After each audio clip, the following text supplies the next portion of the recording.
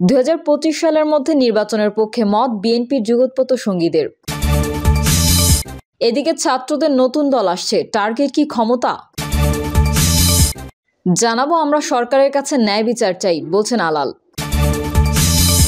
এবং সর্বশেষ জানাবো নিয়ন্ত্রণ হারিয়ে গাছের সঙ্গে বাসের ধাক্কায় পথচারী নিহত, আহত 17।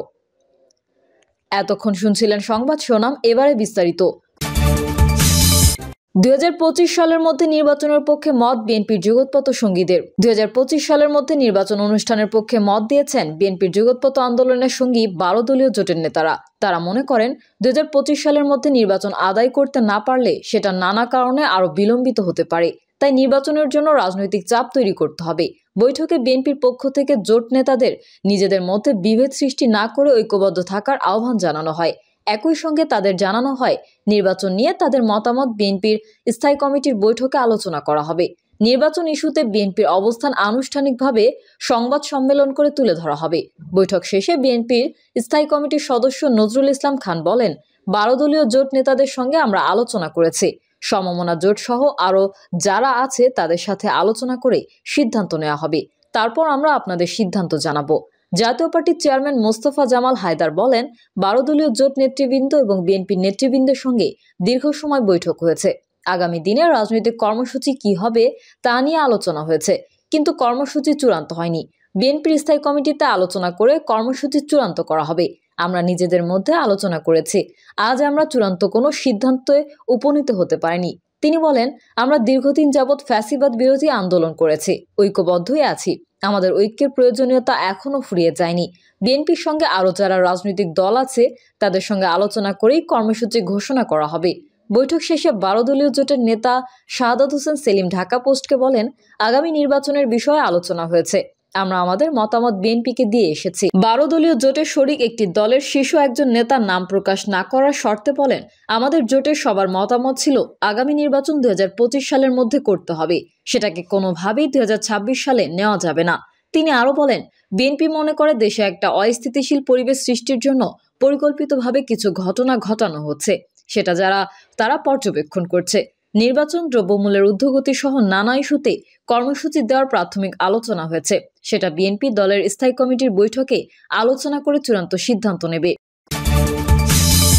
এদিকে ছাত্রদের নতুন দল আসছে, টার্গেট কি ক্ষমতা? বিজয় দিবস উপলক্ষে গত 16 ডিসেম্বর ঢাকায় বিজয় র্যালির আয়োজন করে জাতীয় নাগরিক কমিটি। বিকেলে বাংলা মোটর থেকে ঢাকা বিশ্ববিদ্যালয় অভিমুখে বেশ বড়সড় মিছিল নিয়ে এই কর্মসূচি পালন করেন নাগরিক কমিটির নেতারা। এর আগে নাগরিক কমিটির পক্ষ থেকে ছোট আকারে বিভিন্ন কর্মসূচি পালন করা হলেও ঘটা করে শোডাউন দেখা যায়নি। এর আগে নাগরিক কমিটির পক্ষ থেকে ছোট আকারে বিভিন্ন কর্মসূচি পালন করা হলেও ঘটা করে শোডাউন দেখা যায়নি। নাগরিক কমিটি বলছে, বিজয় র্যালি সহ ধারাবাহিক এরকম কর্মসূচি সামনে আরও আছে। মূলত এসব কর্মসূচির মাধ্যমে একটি রাজনৈতিক দলের সাংগঠনিক কাঠামো তৈরি হবে। আগামী মাস দুয়েকের মধ্যেই স্পষ্ট হবে নতুন দলের কাঠামো। কিন্তু বাংলাদেশে যখন আরেকটি জাতীয় নির্বাচনের সম্ভাব্য সময় ঘোষিত হয়ে গেছে, তখন আন্দোলনের নেতাদের নতুন দলের প্রস্তুতি বাস্তবে কতটা এগিয়েছে, এই দলে কারা থাকবেন, দলের নীতি আদর্শ কি হবে, সেসব নিয়ে প্রশ্ন উঠেছে। সম্ভাব্য দলের শীর্ষ নেতাই বা কে হবেন, সেটাও একটা বড় প্রশ্ন। জাতীয় নাগরিক কমিটির বিভিন্ন পর্যায়ে কথা বলে জানা যাচ্ছে, শুরুতে 2025 সালের জানুয়ারির মধ্যেই রাজনৈতিক দল গঠনের লক্ষ্য ছিল। তবে নানা জটিলতায় সেটা আর সম্ভব হচ্ছে না। ফলে নতুন করে দল গঠনের সম্ভাব্য সময়সীমা ধরা হয়েছে ফেব্রুয়ারি। দলটির নেতারাও বিভিন্ন অনুষ্ঠানে 2-1 মাসের মধ্যেই রাজনৈতিক দল আসবে এমন বক্তব্য দিয়েছেন। কিন্তু দল গঠনের কাজ ঠিক কতটা এগিয়েছে, এমন প্রশ্নে নাগরিক কমিটির মুখপাত্র সামান্তা শারমিন বিবিসি বাংলাকে বলেন, ইতোমধ্যেই তারা সারা দেশে প্রায় 100 খানেক জেলা উপজেলা পর্যায়ের কমিটি গঠন করেছেন। তিনি বলেন, আমরা মনে করছি ডিসেম্বরের মধ্যেই আমাদের সম্ভাব্য সকল কমিটি দেওয়ার কাজ শেষ হয়ে যাবে। এর পরের ধাপে যখন আমরা ওয়ার্ডে ওয়ার্ডে ছড়িয়ে পড়ব, তখন আমাদের রাজনৈতিক দল গঠনের যে প্রক্রিয়া, আমরা সেটার মুখোমুখি এসে দাঁড়াবো বলে মনে করছি। তিনি বলেন, এর সঙ্গে আমাদের মাঠের নানা কর্মসূচি চলতে থাকবে, যার মাধ্যমে সাংগঠনিক প্রক্রিয়াকে মজবুত করার কাজটা চলছে। আমরা এখনো সুনির্দিষ্ট দিনক্ষণ বলতে চাই না, তবে মনে করছি সব মিলিয়ে আমরা 1-2 মাসের মধ্যেই একটা রাজনৈতিক দল দেখতে পাবো। বাংলাদেশে গত আগস্টে ছাত্র জনতার অভ্যুত্থানের পর থেকেই ছাত্রদের নেতৃত্বে নতুন একটি রাজনৈতিক দল গঠিত হচ্ছে, এমন একটা আলোচনার ব্যাপকতা পায়। অভ্যুত্থানের 1 মাস পর সেপ্টেম্বরে আন্দোলনের নেতাদের নিয়ে নতুন বাংলাদেশ গড়ে তোলার কথা বলে আত্মপ্রকাশ করে জাতীয় নাগরিক কমিটি। গেল 3 মাসেও বিভিন্ন সময় ধরে সারা দেশের বিভিন্ন জেলা উপজেলায় কমিটি গঠন করে সংগঠনের বিস্তৃতি ঘটিয়েছে তারা। তাদের পক্ষ থেকে বলা হচ্ছে, তৃণমূলের সাংগঠনিক কাঠামো তৈরি হলে দলও দাঁড়িয়ে যাবে, কিন্তু তৃণমূলের সংগঠনের বিস্তৃতি কতটা হচ্ছে সেটা বুঝতে আমরা কথা বলি। নারায়ণগঞ্জ সদরে নাগরিক কমিটির প্রতিনিধি মোহাম্মদ শওকত আলী জানিয়েছেন, থানা কমিটি গঠনের পর তাদের এখন লক্ষ্য পাড়া মহল্লা ভিত্তিক কর্মকাণ্ড বিস্তৃত করা। তিনি বলেন, নারায়ণগঞ্জের 7টি থানায় আমাদের কমিটি হয়ে গেছে। এখন এই 7 থানাকে সমন্বয় করে আমরা একটা সাংগঠনিক টিম গঠন করছি। এটার মাধ্যমে আমরা জেলা বা মহানগর কমিটি তৈরি করব। তারপর মহানগরের অধীনে যতগুলো ওয়ার্ড আছে প্রতিটি ওয়ার্ডে কমিটি করব। এরপর গ্রাম ভিত্তিক কমিটি হবে। তিনি আরো বলেন, আমাদের মূল লক্ষ্য হচ্ছে একটা রাজনৈতিক দল তৈরি করা। নাগরিক কমিটি নিজের দল হবে না, কিন্তু আমাদের ভেতর থেকেই দলটা তৈরি হবে আলাদা নামে।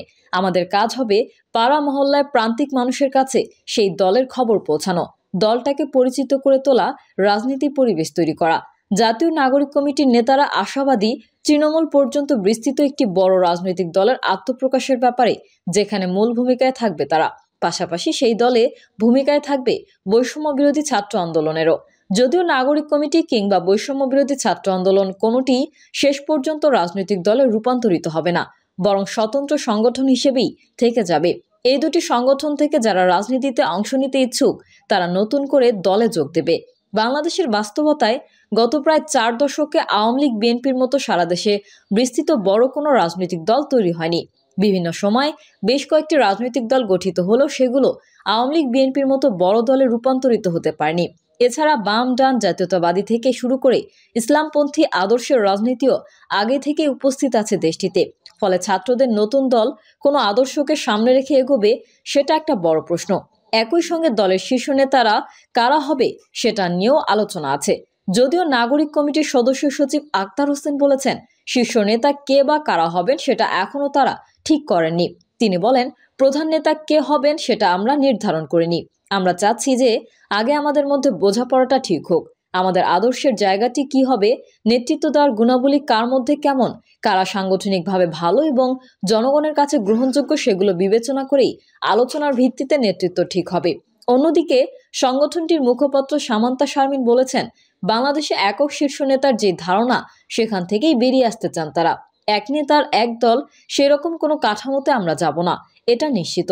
আমাদের দলে যৌথ নেতৃত্বের ধারণা নিয়ে আমরা কাজ করছি, বলেন তিনি। বাংলাদেশে যেভাবে আওয়ামী লীগ বিএনপি সারা দেশে বিস্তৃত এবং ভোটাররাও প্রধানত এই দুই পক্ষে বিভক্ত, সেখানে নতুন দল কতটা সুবিধা করতে পারবে সেটা এখনো নিশ্চিত নয়। তবে জাতীয় নাগরিক কমিটি মনে করে, বা তাদের ভাষায়, সাধারণ মানুষ নতুন দলের অপেক্ষায় আছে, কিন্তু সেই দল কোন আদর্শকে সামনে রেখে এগোবে। আক্তার হোসেন বলেন, আমরা একটা মধ্যপন্থী রাজনীতির কথা বলছি, এটাই আমাদের আদর্শ হবে। আমরা বাম ডান এমন যে বিভাজন আছে সেগুলোতে ঢুকতে চাই না। আমরা বাংলাদেশের প্রশ্নে এক থাকতে চাই। ইসলাম ফোবিয়ার রাজনীতি অথবা উগ্র ইসলামপন্থী বা উগ্র হিন্দুত্ববাদী রাজনীতির মধ্যেও আমরা নেই। তিনি বলেন, আমরা জনগণের কাছে গিয়ে যে ধারণা পেয়েছি এবং বিভিন্ন জরিপেও দেখবেন একটা নতুন দলের আকাঙ্ক্ষা আছে জনগণের মধ্যে। বাংলাদেশে আওয়ামী লীগ এবং বিএনপি দীর্ঘ সময় ধরে ক্ষমতায় ছিল, তাদেরকে মানুষ দেখেছে, কিন্তু এর বাইরে গিয়ে জনগণের একটা বিশাল অংশ আছে যারা নতুন একটি রাজনৈতিক শক্তির আবির্ভাব দেখতে চায়। সেই জায়গা থেকে আমরা মনে করি আমাদের দলে গঠিত হলে একটা জনসমর্থন পাবে, ধীরে ধীরে আমরা একটা বড় দল হতে পারবো। নাগরিক কমিটি মনে করছে আওয়ামী লীগ বিএনপির ধারার বাইরে নতুন দলের চাহিদা তৈরি হয়েছে, কিন্তু যেভাবে ছাত্রদের একটা অংশ সরকারে থাকা অবস্থায় তাদেরই আরেকটা অংশ বাইরে থেকে দল গঠনের চেষ্টা করছে, রাজনীতিতে সেটাকে সরকারি আনুকূল্যে দল গঠনের চেষ্টা হিসেবেও ব্যাখ্যা করছেন কেউ কেউ। এছাড়া সম্ভাব্য নতুন দলটিকে গুছিয়ে ওঠার সুযোগ দিতে নির্বাচনে বিলম্ব করা হচ্ছে কিনা এমন আলোচনা আছে রাজনৈতিক মহলে। আমরা সরকারের কাছে ন্যায় বিচার চাই, বলছেন আলাল। অন্তর্বর্তীকালীন সরকারের উদ্দেশ্যে বিএনপি চেয়ারপারসনের উপদেষ্টা অ্যাডভোকেট সৈয়দ মোয়াজ্জেম হোসেন আলাল বলেছেন, আমাদের নামে যে অজস্র মিথ্যা মামলা এবং রাজনৈতিক প্রতিহিংসার মামলা রয়েছে, সেই মামলাগুলোকে তুলে নেওয়ার জন্য আপনারা এখন দাবারুদের মতো দাবার গুটি সাজিয়েছেন। এটা হলে ওইটা হবে, আর ওইটা হলে এটা হবে। এটা তো ন্যায় বিচার নয়। ন্যায় বিচার হলো জাস্টিস। আমরা এই সরকারের কাছে জাস্টিস চাই, ন্যায় বিচার চাই। মোয়াজ্জেম হোসেন আলাল বলেন, বেগম খালেদা জিয়া এবং তারেক রহমান সহ অসংখ্য নেতাকর্মীর নামে যেই অজস্র মামলা রয়েছে, সেই মামলাগুলো এখনো কেন তুলে নেওয়া হচ্ছে না? যেই মামলাগুলোতে আমাদেরকে সাজা দেওয়া হয়েছে সেই মামলাগুলোর তথ্য প্রমাণ কোনো কিছুই পাওয়া যায়নি। প্রিয় দর্শক, এই ছিল এখনকার সর্বশেষ সংবাদ। আপডেট ও সংবাদ পেতে চ্যানেলটি সাবস্ক্রাইব করে বেল আইকনটি ক্লিক করুন। কমেন্টে আপনার মতামত জানিয়ে আমাদের সাথেই থাকুন। ধন্যবাদ সবাইকে। আল্লাহ হাফেজ।